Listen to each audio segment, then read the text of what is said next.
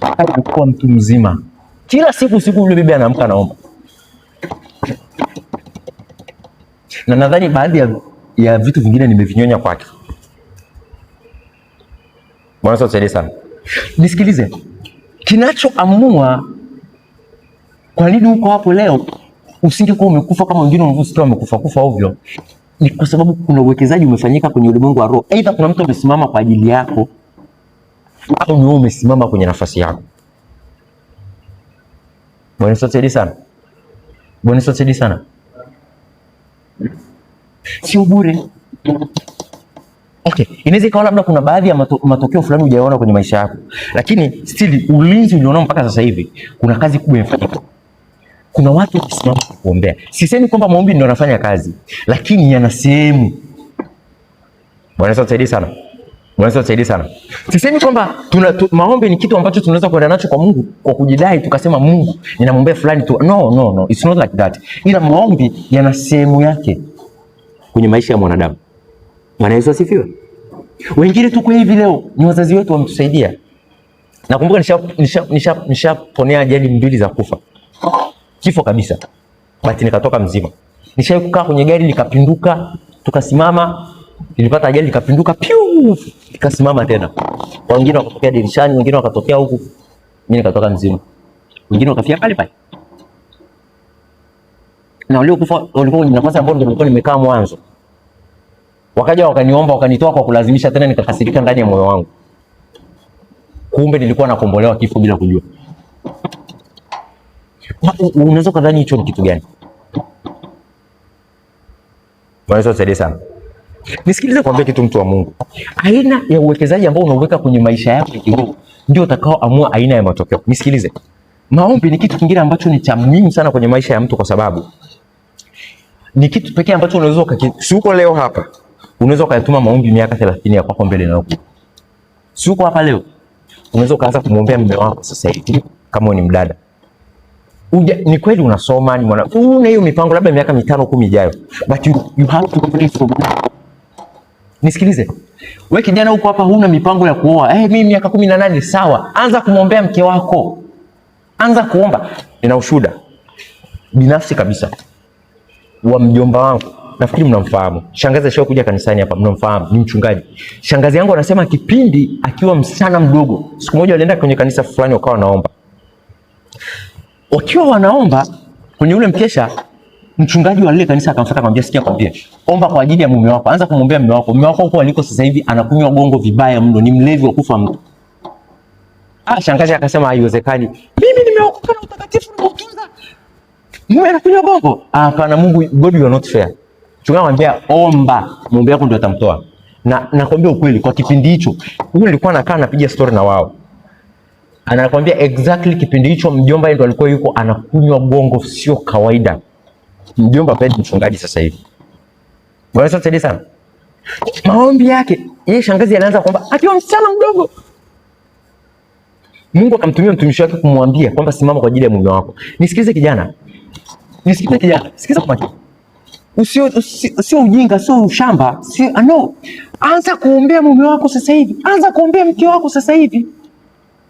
Bwana Yesu asifiwe. Ina maana, okay, ni aina ya maarifa ninayokupa ya kukusaidia kukuvusha. Bwana Yesu asifiwe sana. Umejua una huduma, anza kuiombea huduma yako sasa hivi. Unasoma, unajua kuna kitu unakielekea, anza kukiombea. Kusoma maombi ni kitu ambacho unaweza ukakituma mbele, ukakituma future. Ikaenda kwenye future yako ikakusubiri. Yanaandaa mazingira yanakusubiri. Mazingira yakishakaa sawa, ukishafika unakuta maombi yashakuandalia mazingira, unaingia. Bwana Yesu asifiwe. Ukisoma Zaburi ya 107 mstari wa 20 pale anasema, "Hulituma neno lake na kutuponya." Mbona nilisome? Anasema 107 ya Zaburi mstari wa 20 anasema hivi, "Ulituma neno lake kuwaponya, uwatoa katika maangamizo yao." Tumesoma watu wangu wanaangamizwa kwa kukosa, lakini hapa Daudi anasema Mungu pamoja na yote, lakini Mungu bado kwa sababu anampenda mwanadamu anasema ulituma neno ili kuwaponya na kuwaokoa na maangamizo yao yote. Na maangamizo yao hiyo yote nimeongeza, samahani, haipo hapa. Bwana Yesu asifiwe. Bwana Yesu asifiwe. Nisikize kijana. Katika vitu yani iko hivi. Kuna kijana mmoja nilikutana naye siku moja. Actually kwenye shughuli zangu hizi, kwenye kazi zangu. Nikiwa naye tukiwa njiani tukapita sehemu tulikuta nini? Tulikuta duka fulani limeungua kama sikosei. Sikiliza hiki kitu itakushangaza. Ile duka lilikuwa limeungua, tukasema huyu jamaa amepata hasara. Huyu mtu amefanyaje? Apata hasara kubwa sana. Bwana Yesu asaidie sana. Tunaongea, nikiwa namwambia hivyo akaniambia nakwambia na sasa hivi nani zenyewe zimekuwa za gharama kweli. Kafara sasa hivi zenyewe zimekuwa za gharama kweli. Zimepanda bei sio mchezo. Akasema Mungu wangu. Nimeingia cha kike nini? Yani anaongea just normal. It's like we are making some. Kasema what is this? Lakini kuna kitu nilijifunza. Bwana Yesu atusaidie sana. Ndipo nikaelewa muonekano wake alikuwa ni mdogo. A very young boy. Ni kijana mdogo. Kiukweli naweza nikasema mimi ni kaka yake mbali sana. Ni kijana mdogo. Kwa muonekano kabisa namuona ni kijana mdogo. Lakini vitu alivyokuwa anazungumza anasema kafara zimepanda bei. Sasa kama kafara zimepanda bei maana yake kwenda kupata kafara yenyewe uipeleke unayotakiwa ili kwamba biashara ianze upya. It cost a lot. Inagharimu mno. Ndipo nikaelewa kwamba sio kufanikiwa, sio strategy za biashara zinazofanya watu wafanikiwe kwenye biashara. Sometimes no. Kuna watu kwenye biashara they don't have any strategies but they do a lot of business. They make a lot of money. Wanafanya biashara, wanatengeneza hela nyingi. Lakini siri iliyopo katika kutengeneza pesa nyingi, siri iliyopo katika mafanikio ya kazi zao na biashara zao, it is from their altars. Siri iliyopo ni nyuma ya madhabahu ambayo inawabeba. Bwana Yesu asifiwe. Bwana Yesu asifiwe. Na kuna somo lingine pia nishafundisha kuhusiana na madhabahu. Bwana Yesu asifiwe sana. Bwana Yesu asifiwe sana. Siri iliyowabeba ni madhabahu ambazo wako nazo. Ndizo zinazoamua kwamba sasa hivi ufanikiwe kiasi fulani, sasa hivi leta kafara, sasa hivi fanya hivi. So unakuta kadiri zinavyozidi kudai wanaongezeka na kafara zinaendelea kuongezeka, thamani zinaendelea kuwa za juu. Mwisho wa siku wanaenda sehemu msizofaa kwenda. Wanaanza kupeleka watu sasa. Unashangaa unaambiwa anza kupeleka mama, peleka ndugu, mtoto, mke. Kwa viwango ulivyofikishwa unaona nishakuwa bilionea. Kweli leo niacha kupeleka hichi kitu niwe zero. Itawezekana kweli? Yaani itaweza aibu hiyo ya mjini? Si hapana. Ngoja nikaze roho. Nisikize kijana. Kama huna nguvu ya Mungu wako unayemwabudu, kwa sababu kumjua Mungu ni kitu cha kwanza, lakini swala la wewe kuwa na nguvu za kiroho, sababu nguvu za kiroho ndizo zinazoamua maamuzi au zinazoleta mabadiliko ya kile kitu unachokifanya. Sawa. Jiulize kwa nini kila siku tunaletaga sadaka hapa kanisani? Kwa nini kila wakati tunaleta mafungu ya 10? Hivi unajua kafara imeanza kafara iko kwenye Biblia. Unajua hilo? Kafara ni neno la Biblia. Kafara ni jambo la Biblia. Yaani sema ni jambo la kiroho.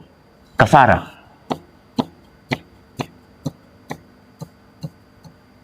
Kwa kafara haijaanzia kule kwa huu hao ambao imeanzia kwenye Biblia. Bwana Yesu asaidie sana. Bwana Yesu asaidie sana. Sasa na changamoto kubwa tulionayo ni kwamba Biblia inasema hivi, yaani ziko aina nyingi za sadaka ambazo tunatakiwa tuzitoe kwa Mungu wetu ili tuweze kupata aina ya matokeo tunayotaka. Bwana Yesu asaidie sana. Nikiwepo moja hapo ni kwa kujimarisha roho zetu kwa mifungo, kwa maombi. Bwana Yesu asifiwe sana. Na kwa kulisoma neno la Mungu deeply. Nani ashaye kusoma Biblia mwanzo mpaka Ufunuo? Huko hapo. Ushaye kusema leo nataka nianze programu ya kusoma Biblia mwanzo mpaka Ufunuo. Nani ashafanya hivyo? Bado. Mimi namshukuru Mungu kama sio mara 7 naweza kama imefika mara 10.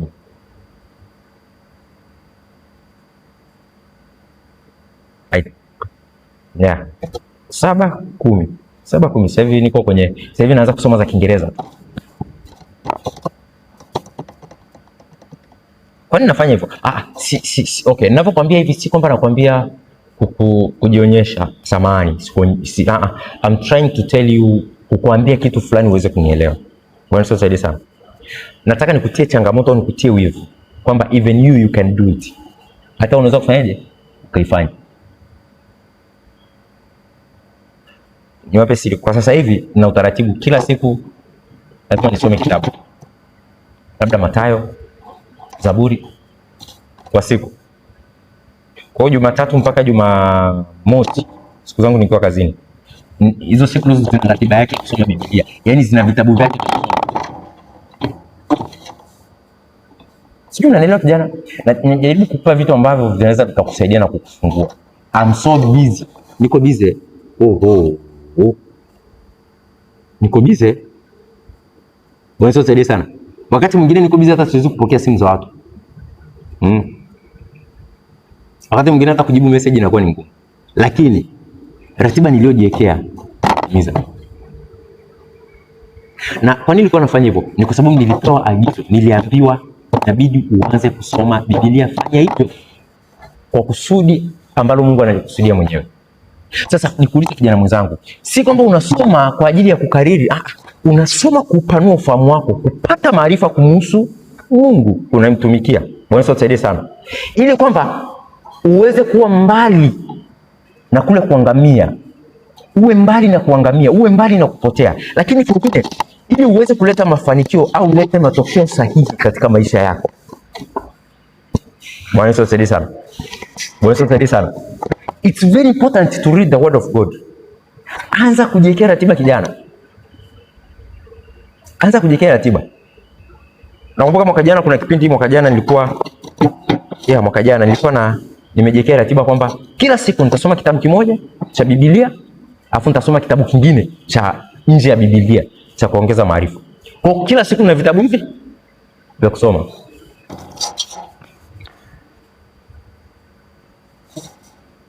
Nakumbuka kitabu kingine kina mpaka masaa 5. Kwa nini?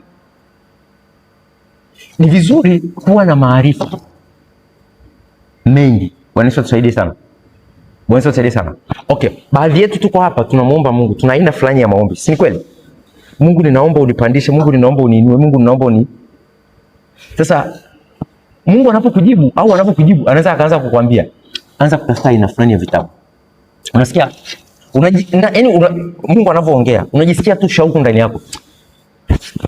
Kila ukianza kumsikia mtu anayefundisha kuhusu uongozi, kama vile unavutiwa. Uongozi ni kitu gani? Uongozi. Unasema, unajisikia kama ngoja naweza kutafuta vitu vinavyohusiana na uongozi. Hata ukishika simu yako ukiingia YouTube, jinsi ya kuwa kiongozi bora, unaandika pale, inakuletea video. Yaani unakuwa kama unasukuma kwenye ile eneo la viongozi. Hiyo ni sauti, yani hiyo ni aina nyingine ya sauti Mungu kusemesha kwamba this is the season for you to read or to learn about this thing. Kwamba hiyo ni topic ya kiungu kwa kipindi hicho ambao unatakiwa upite nayo. Uanze kuisoma. Bwana Yesu asifiwe.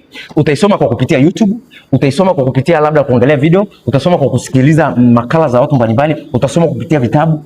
Lakini hata kwenye Biblia kuna watu kusoma ambao wana uongozi mzuri. Bwana Yesu asifiwe. Okay. Wengine kwa aina ya maombi tulionao mbele za Mungu, itatulazimu sisi tuingie kufanya kitu fulani ili hicho kitu kiweze kuja kutokea baadaye. Lakini wengine kulingana na aina ya assignment tulionayo. Tuelewane hapo. Kulingana na nini? Ile kazi ambayo Mungu ameiweka ndani yako. Bwana Yesu asifiwe sana. Yaani ukubwa wa kazi ambayo Mungu ameweka ndani yako ndio utakaoamua kiwango au aina ya gharama utakayolipa. Nadhani mnanielewa. Naeleweka mpaka hapo. Iko hivi. Kama uko hapa, kwa mfano, Mungu amekuona utakuja kuwa mtumishi wa kimataifa wa kuhubiri neno lake, kumtangaza Kristo ulimwenguni mote. My friend, gharama yako sio ni tofauti na mtu ambaye atakuja kuwa ni mchungaji wa kanisa la mahali tu. Yaani wewe unaweza ukashangaa unaambiwa ufunge hata miaka 3. Kabisa. Aina ya kazi unaenda kuifanya inahitaji investment, inahitaji uwekezaji wa juu zaidi. Nisikilize. Nisikilize. Nisikilize. Nisikilize. Kozi anazosoma daktari sio sawa na kozi anazosoma mwandishi wa habari. Kwa nini? Daktari unakuta anatumia muda mwingi na anasoma vitu vingi vigumu. Yuko kule. Lakini mwandishi wa habari yeye anasoma kozi kulingana na kile anachoenda kukifanya. Kwa sababu anachoenda kukifanya akina vitu vingi ambavyo vinaweza vikamkeep busy that way. Bwana tusaidie sana. Bwana tusaidie sana. Kulingana na kazi zinazoenda kufanyika inaamua ni kiasi gani cha gharama utakacholipa, ni aina gani ya muda utakaotoa. Bwana Yesu asifiwe. Bwana Yesu asifiwe. Haleluya. Ndio. Okay, kuna wengine hapo utaanza kushangaa. Kwanza niseme kama wewe ni Mkristo, usiruhusu wiki kaisha hujapata siku ya mfungo. Ikiwezekana anza kujiwekea. Mimi kila Alhamisi itakuwa ni siku yangu ya mfungo. Jiwekee. Au mimi kila Jumanne na Ijumaa zitakuwa ndio siku zangu za mfungo kila wiki. Kila wiki mpaka mwaka uishe. Nakumbuka miaka kadhaa ya nyuma iliyopita nilipewa assignment ya kuingia kwenye mfungo mwaka mzima. Bwana tusaidie sana. Na kwa bahati nzuri au mbaya ni kwamba ukiwa unafanya hizo assignment hauruhusiwi kumwambia mtu yote kwamba kuna assignment unafanya. Hauruhusiwi kusema chochote wala kufanya chochote. Niwe na Mungu wako unapambana naye huko aliyekupa kazi.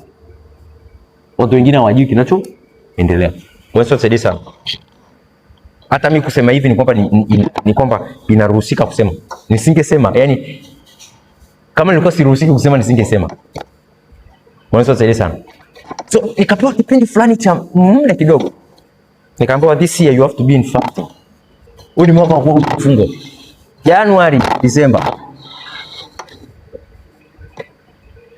Na I tell you, katika gharama unayolipa kama hiyo, unakuwa na neema ndani yake ya kukusaidia. Kwa nguvu zako hivi, huwezi. You can't do that. Ila kuna neema ya Mungu ndani yake kukusaidia. Bwana Yesu asifiwe sana. Bwana Yesu asifiwe sana. Lakini sio kufunga tu, pamoja na ratiba nyingine ngumu za kusoma. Yaani ilikuwa sio ratiba nyepesi, ni mfungo plus ukishamaliza kufunga una assignment ya kusoma kuongeza maarifa. Unasoma vitu mbalimbali. Unasoma Biblia, huku unasoma vitabu. Ni Biblia, vitabu. Biblia, vitabu. Biblia, vitabu. Unamaliza bado kuna masaa ya kuomba. Wakaoja. Kuna masaa unatakiwa uombe. Yaani kila wakati tata. Masaa mawili, matatu. Mawili, matatu. Wakati mwingine unajidhiri unaambiwa leo usiende kazi, nenda kanisani. Ni kulipa gharama kwa sababu ya nini? Kile ambacho unakiendea. Bwana Yesu asifiwe. Ni kwa sababu ya either kile Mungu alichokuitia au ni aina ya maombi ambayo unaomba Mungu. Watu wangu wanaangamizwa kwa kukosa maarifa, lakini ulituma neno lake ili kuwaponya na kuwaokoa na maangamizo yao. Bwana Yesu asifiwe. Haleluya. Kwa hiyo basi nikusii kijana wa Mungu. Iko hivi, hakikisha ili uweze kupata mafanikio au matokeo unayohitaji kwenye ulimwengu huu wa damu na nyama. Vitu vyote vinaanzia kwenye ulimwengu wa roho. Hakikisha anza kujitengenezea. Nenda, iko hivi. Wakati napewa ratiba ya mwaka mzima, nilisema hiki kitu itawezekana kweli? Lakini nasema Mungu nisaidie. Baadaye nikaweka ile ratiba, nikakaa chini, nikajisemesha, nikasema sikiliza wewe akili yangu. Na wewe tumbo usikia. Akili na tumbo sikilizeni.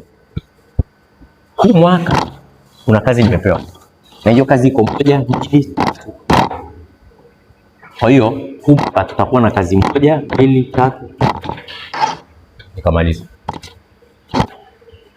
Kwa hiyo popote nitakapoenda mimi najua kabisa, yaani akili najua, mwili mzima unaelewa kwamba kuna kazi ambayo tunaifanya this year ambayo nimepewa. Bwana Yesu asaidie sana. Bwana Yesu asaidie sana. Kwa hiyo hakikisha na ukimwomba Mungu atakupa ratiba. Bwana Yesu asaidie sana. Na wengine mko hapa, kuna hizo ratiba zishawahi kuja kwenu. Kuna wengine misukumo ishakuja namna hiyo. Kuna mwingine hapa unakuta ushawahi kuambiwa uanze kusoma Biblia. Ukweli nakwambia, ni sauti ya Roho Mtakatifu. Ulisikia kabisa, anza kusoma Biblia mwanangu. Mwanangu, anza kusoma Biblia. Usipuuze. Haleluya. Usifanyaje? Fanya bidii. Na ukiwa unaanza kufanya hivyo, ukiona unashindwa, mwambie Roho Mtakatifu, nisaidie, nifanyeje? Atakupa njia. Atakwambia, mwanangu, saidia, anza kuomba. Usipuze, simama, mwambie Roho Mtakatifu, naomba unisaidie, najua mwili ni mdhaifu. Roho iko radhi, lakini mwili ni mdhaifu, nisaidie. Atakusaidia. Wakati mwingine anakwambia soma kitabu. My friend, tafuta, soma. Ukipata sehemu, okay. Ukipata sehemu kuna MB, tumia zile MB kutafuta vile vitu ambavyo ni vya msingi vya kukujenga kijana. Bwana Yesu asifiwe sana. Usitumie simu yako ukipata wifi ndio unasema kuna vichekesho nilikuwa sijaviangalia leo, sasa ndio nitaviangalia vichekesho. Kwa unaingia unaanza kutafuta vichekesho. Unacheka mpaka unaishiwa nguvu. Ndio mjinga. Inabidi ukiwa unapata access kama hizo, ndio unakaa sasa, kama kuna vitu video unazidownload za kwenda kusikiliza baadaye. Bwana Yesu asifiwe sana. Okay, kuna watu unaweza kuwatafuta, jamani, ombeni kitabu fulani, nijifunze kitabu fulani. Ongeza maarifa.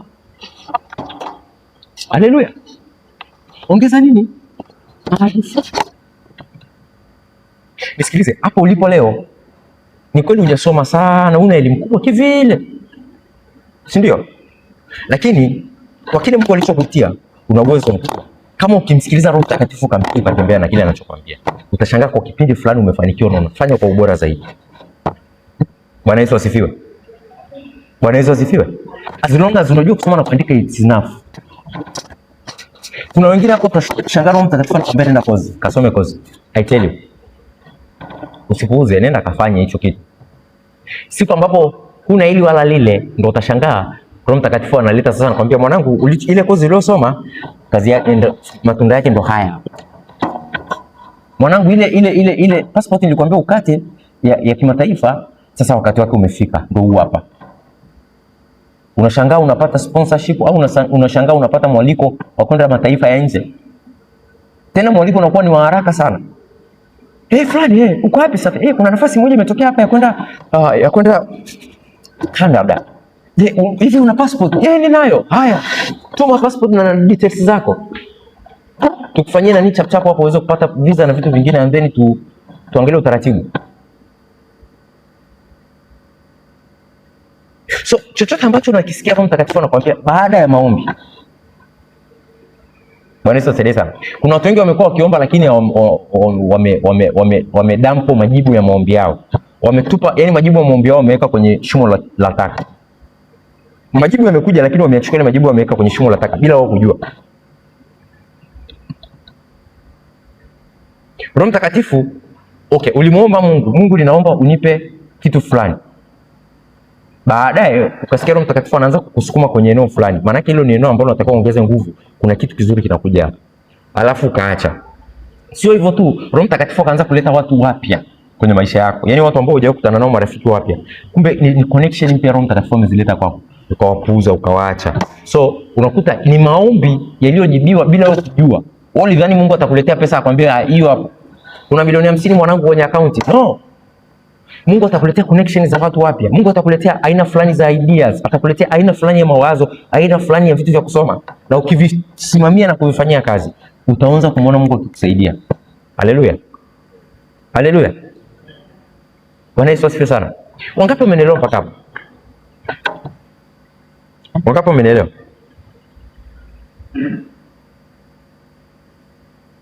Watu wangu wanaangamizwa kwa kukosa maarifa.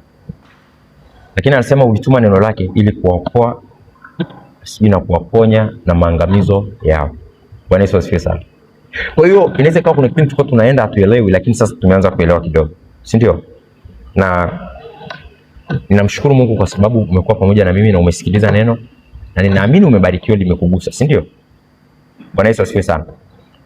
Nitaomba Mungu pia kwa neema yake, maybe by next week tutaweza kuanza mapema ili tujifunze zaidi. Bwana Yesu asifiwe sana. Nimebarikiwa sana kwa wewe uliweza kufika. Nimebarikiwa sana kwa wewe uliweza kuja. Lakini next week we will have something here. We will have something good. We will have something big. Tutakuwa na kitu fulani kikubwa sana hapa.